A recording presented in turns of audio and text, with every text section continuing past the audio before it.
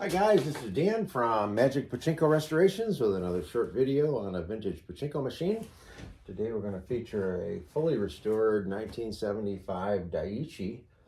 Daiichi is one of the only companies that I'm aware of that opted for a slanted front on their machines. My guess is just to make them look different and be attractive. They put a very colorful piece up here. Again, it's all about attracting a customer to sit down in front of your machine versus somebody else. Also, interestingly enough, there's a 10 here and a 10 here. And in the beginning, I wasn't sure if that was a 1-0 and whatever. But under further examination, I realized this machine only pays out 10 rather than the typical 14. So interesting, not sure why they did that. Don't know if it cost maybe less to play this machine because you only had a chance at winning 10. Not sure. But full restoration. So everything gets torn apart, everything gets touched, everything gets cleaned. This particular playfield was in very nice condition. The colors were very good. And this is actually printed on Formica. So when you have a Formica playfield, they don't scrape off like the paper ones. Most Nisogens and most of the other machines, manufacturers used a paper background that you could scrape off. This is printed right on the Formica. The colors tend to stay very good, and then these don't water stain at all. So when you get a machine like this and you want to do a full restoration, you got some choices. What I did on this one is I went in and I hand cleaned the nails. It's a very labor-intensive job, but you can see that the shafts, by and large, are clean, and of course the heads. So what you have to do with that, I found one of the easiest ways of doing it is, this is after I had it all stripped down and just had the board laying on my bench and got rid of the rails and everything. You take candle wick and you just slop Brasso all over the place, and then you wrap the candle wick around each nail shaft and then seesaw back and forth, and it takes the tarnish right off. And then that's the easy part. The hard part is cleaning up all the residue from the Brasso. And then I went along and hit all the heads just to make them shine. So the second option is to pull the nails. When you pull the nails, it will chip the Formica. So you have to lay a new playfield on top of this one, which is easy enough to do. You do have to make your own template to identify where all the nails go because you don't have the old one to work with. But just a little way of doing things. I think it came out really, really nice. The customer wanted to keep the original playfield. And just as a side note, these videos serve two purposes. They are for general viewing. I appreciate the folks out there that just like to watch these videos, but these are also made for the original owner of the machine as a how-to, an instructional video, and that's going to be in a minute or two. And so if you're watching this and you're the new, or you are the owner of this machine, please keep watching because there's some very valuable information just in a minute or so. So just to show you the rest of the machine, got it up on the feet, got a couple of little felt pads here to tip the machine back. You want to make sure your machines are leaning back just a little bit, not much, just a little bit.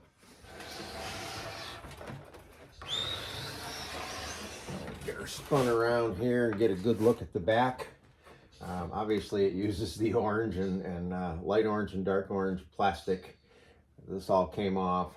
All of this stuff was good.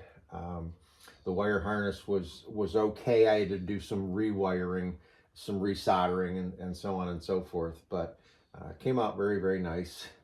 So when you get ready to load this machine up, you're going to have a power supply.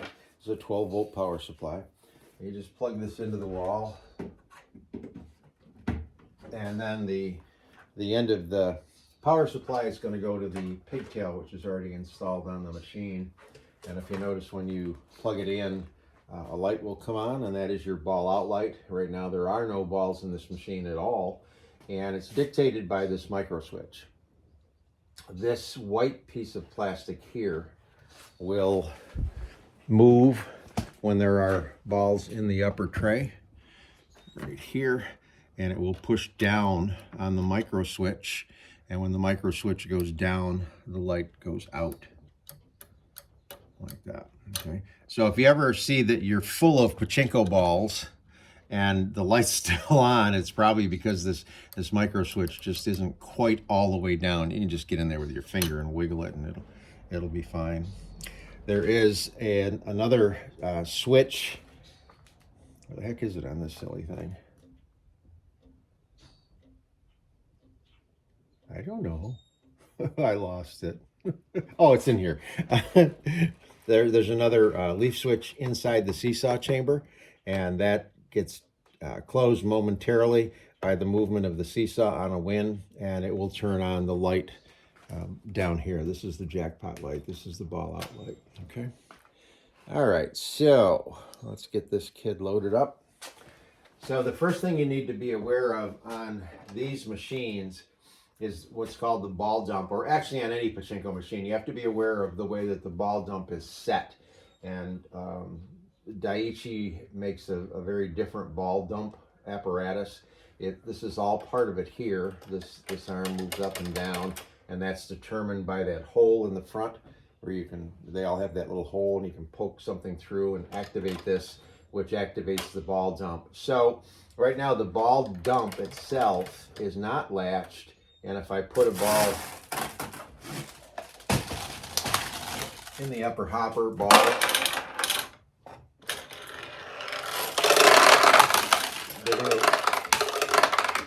they're going to run right out of the machine. So if you put balls in the upper hopper and they run right out of the machine, the first place you have to look is your ball dump and make sure that it's latched. In this case, it is not latched.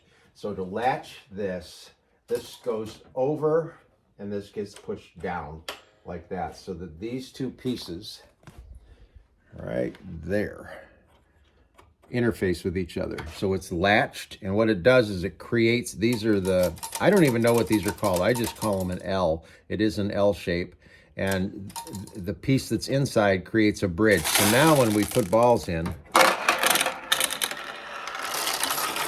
they run across and go into the jackpot like they're supposed to, not dumping out. So again, if this gets lifted up, it's going to let balls out. So you want to make sure this gets pushed over. I don't think I can do it one-handed. Yep, there it goes. Okay, and gets latched down like that. Okay, so again, that's the ball dump, they call it. Okay, so now that you know your ball dump is good, you take a handful of balls, and they'll run from the upper hopper down along the upper feed track into the turnaround, across the lower feed track, and into the jackpot. And that's where they stop. And that's what's supposed to happen.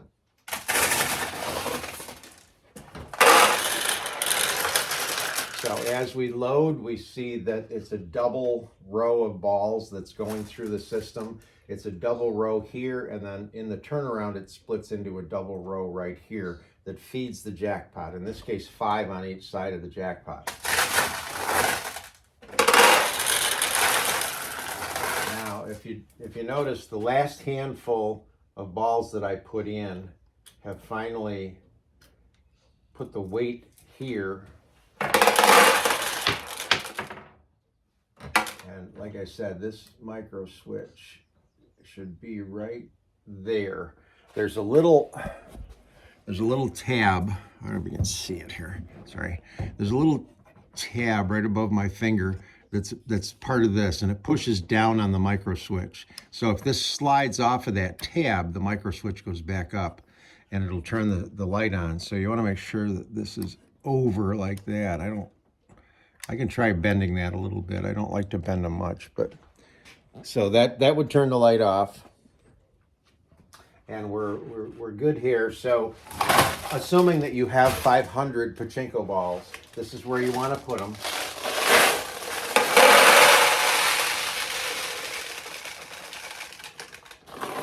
And you just need to keep a handful to get started. Now you're going to need something similar to this plastic shoebox. The losing balls are going to drop out of the machine here. The winning balls are going to drop out of the machine here. So you need something that will catch the balls from falling out. In the parlors, they just fell out into a trough and went down to a central collection point. So for home use, you have to do this. All right. So I'm going to show you how the machine works, and then I want to touch on a couple of things here for home use. So now you're going to throw a handful in here. Got a little piece of wire. Okay. So the first time you get ready to play, you want to get used to how to shoot a pachinko ball, and you have to go all the way down to the stop, not this stop, all the way down until you can't push down any further. You want to curl your fingers under the bar here, and then all you're going to do is let it roll off your thumb, and that's how it launches the ball.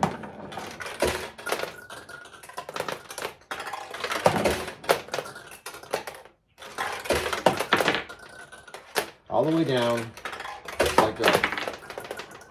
Now the tension of the spring is adjustable. The balls bounce. The tension of the spring is adjustable in the back, but I've got it adjusted to about where it should be, so that when you push all the way down and let go, it will go all the way over to, there we go. So if you notice, 10 balls come out as a win. This light went on for the win. All the way down, let go. It'll go over to the right side of the machine. If this tulip's open on the right side, so I want to get the ball over here. If these tulips were open, I would want to have the ball on this side. So it's just a matter of going all the way down and then letting off a little bit, and you'll get used to where you can get the balls to drop. Now, ideally, you want the balls to drop down through the center. If the ball goes in here, it will open the tulips. So that's the ideal place for the balls to go, is right down the center.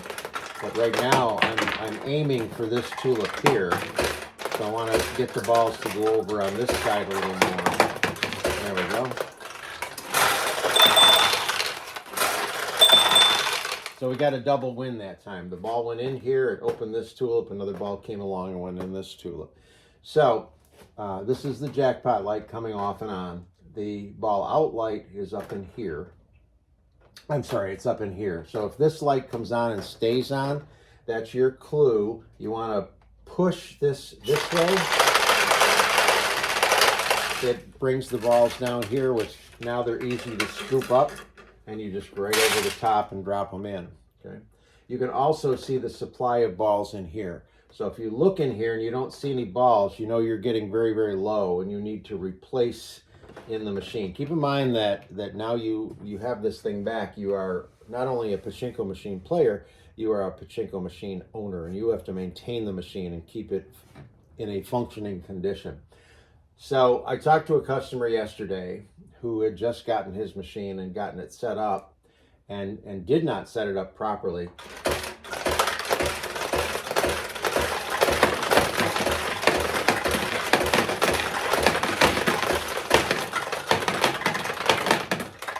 So obviously you can lose a lot of balls in a hurry, but and the reason that I did that is just to show you can launch this very quickly. But you want to make sure that you're going all the way down and letting go every time. You don't want to let kids slap this to launch balls, because this is metal, this can take it, but inside there are plastic parts that move along with this to launch the ball. And those are fragile, they will break. So don't let kids or grandkids slap this thing. Just teach them how to launch the ball properly. So when you get a win, I'll show you what actually happens when you get a win. And when you play and you get a ball into a pay pocket or a tulip, you should get a payout. If you don't get a payout, you need to stop playing immediately. Just stop playing. Don't launch another ball. Come around to the back side of the machine and say, okay, something's wrong. I did not get a payout. What's wrong? So it's an easy thing to do. you're going to key right in this area, right in here. Okay, this is the seesaw. This is the exit chute right in here. This is where the winning ball comes out. This is where the winning ball drops in and goes into the seesaw, comes through here and drops out. So quite often, well, I shouldn't say quite often, that sounds bad. Every once in a while, that sounds better, a ball will get stuck in here and it won't exit the machine. And if it gets stuck, it doesn't activate the jackpot. So you play, you get a win, but you don't get a prize. You don't get the balls to come out. You need to stop. And usually you can lift up what's called the paper clip in here. You can give this a little tap. There is a reset right here. So if your seesaw is stuck down, you just push this and bring it back up. And usually if you do that, wiggle, tap, it'll clear that particular ball that did not win for you. And then the whole machine will reset itself. So you don't have to worry about setting it up again. But if one gets stuck and you continue to play, the balls just keep getting stuck. More and more balls will get stuck inside the machine, and then you're going to spend a lot more time trying to get all of those balls out. So again, if you don't get the win you expect, stop, take a look, and just clear the jam and you're fine. Okay? So that's Pachinko 101. This is a 75 Daiichi with a full restoration on it. Let's see if we can get a few more wins before we say goodbye.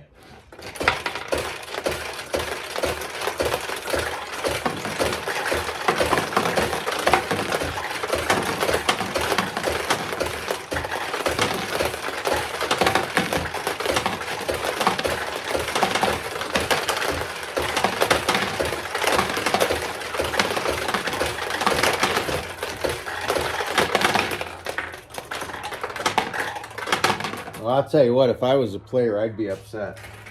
I just bet a lot of balls and didn't get a win. Let me show you here. This goes in. It'll go through and open a tulip. If it goes in and goes the other way, it always wants to go this way, but if it goes in and goes the other way, it will open this tulip. So now that we have the tulips open, they're much larger targets. Let's see if we can get some wins.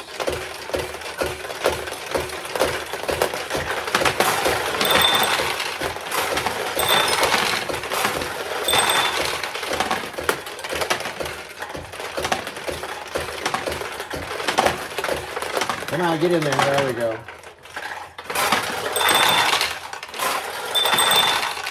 So that's the 1975 Daiichi. Hope you like it.